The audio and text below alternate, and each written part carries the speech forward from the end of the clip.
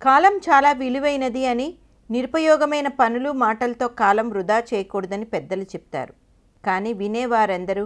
ఇటీవల బద్ధకస్తులు ఎక్కువగా ఉన్న దేశాలు ఏవేవి అని సర్వే చేసి చూస్తే అందులో మన దేశం కూడా ప్రముఖ స్థానంలో ఉంది.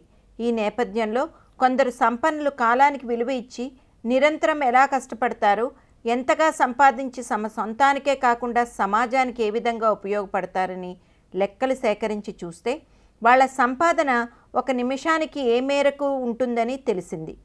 ఆ ఆర్జన వివరాలు చూస్తే సమయాన్ని వృధా చేసేవారు బద్ధకస్తులు షాక్ అవ్వడం ఖాయం. ఉదాహరణకు మైక్రోసాఫ్ట్ సంస్థ చైర్మన్గా ప్రపంచ ఖ్యాతి పొందిన బిల్ గేట్స్ ఓ ఏడాదికి మన కరెన్సీలో అయితే సుమారు 14,000 కోట్ల రూపాయలు సంపాదిస్తారు. అంటే ఒక నిమిషానికి ఆయన 2,70,000 రూపాయలు ఆర్జిస్తారు. బిల్ గేట్స్కు ప్రతి నిమిషము విలువైనదే. అలాంటి వాళ్ళు మన దేశంలోనూ ఉన్నారు.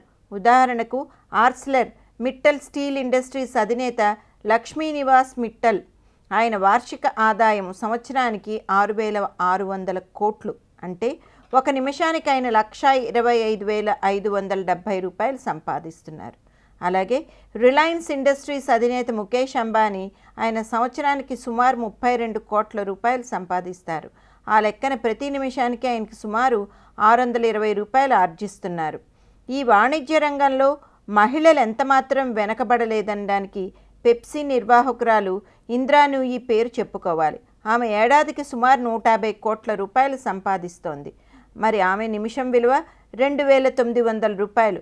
ప్రపంచ ప్రఖ్యాతి పొందిన హాలీవుడ్ దర్శక నిర్మాత స్టీవెన్ స్పీల్బర్గ్ వార్షిక ఆదాయం సుమారు 1,320 కోట్లు. అంటే ఆయన నిమిషం విలువ 25,100 రూపాయలు.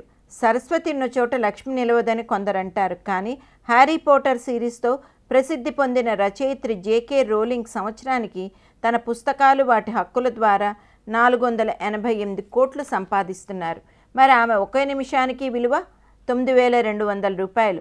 మరి వీళ్ళ కృషి అర్జన చూసినప్పుడే అందరూ సమయానికి ఎంత విలువ ఇస్తున్నారో అర్థమైంది కదా.